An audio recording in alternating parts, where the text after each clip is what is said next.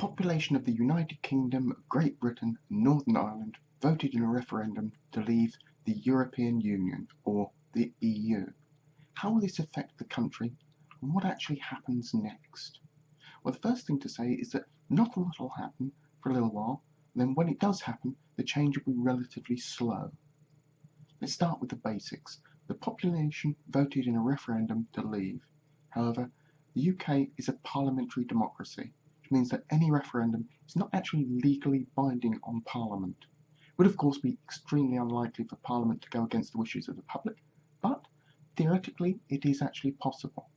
This also means that there can be no actual concrete action to leave the EU until there's actually been a vote in Parliament. There's been some mention of regional governments in things like Scotland and Northern Ireland blocking the UK's leaving the EU. However, the regional governments only have the powers that the national government devolves down to them. So at any time, on any issue, if the UK national government voted for something to happen, there's nothing that the regional devolved governments can actually do about it. The next issue has been a relatively little known, or at least little known until now by the general public. That's the Lisbon Treaty, which is basically a replacement for the earlier Maastricht Treaty. The treaty forms the basics of the constitution of the EU, saying how it operates, what powers it has, and the rights and responsibilities of member states.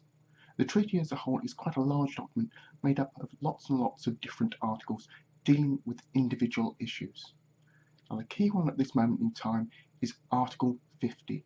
It's a relatively brief article dealing with how countries withdraw from the EU. The first part states any member state may decide to withdraw from the Union in accordance with their own constitutional requirements. And this means that the EU cannot influence when an individual country decides to leave or invoke Article 50. The rest of the article gives the withdrawing country 2 years to negotiate its future relationship with the EU, and even this can be extended. The resultant negotiation is then put to a vote of the EU Parliament, then it's what's known as qualified majority voting of the European Council. Now, due to the current Prime Minister of the UK being a supporter of remaining in the EU, he has decided that he isn't actually the person to negotiate this new arrangement and is stepping down as Prime Minister. This doesn't mean a new election by the general population.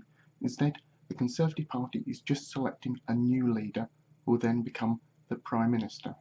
Also means until a new Prime Minister is actually selected, Article 50 won't actually be invoked, and even after the selection of a new Prime Minister can take their time about when and how they invoke Article 50.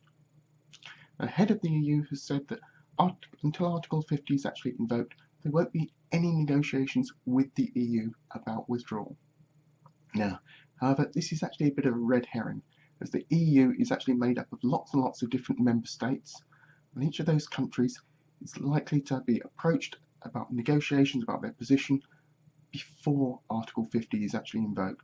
So that when Article 50 is actually invoked, it may actually be a relatively smooth transition. The transition is the other element.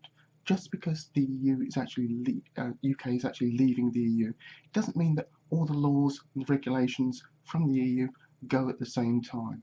Those laws have been passed by the UK Parliament as well, so that unless there's actually a vote in the UK to repeal a specific part of the legislation, all those things about pensions, working time directive, etc., all those laws remain in place until Parliament actually changes them. I hope that answers some of the questions about Brexit, and for those who are wanting to know, Brexit is just a portmanteau of the words Britain and exit. So that's EU and the United Kingdom leaving the EU.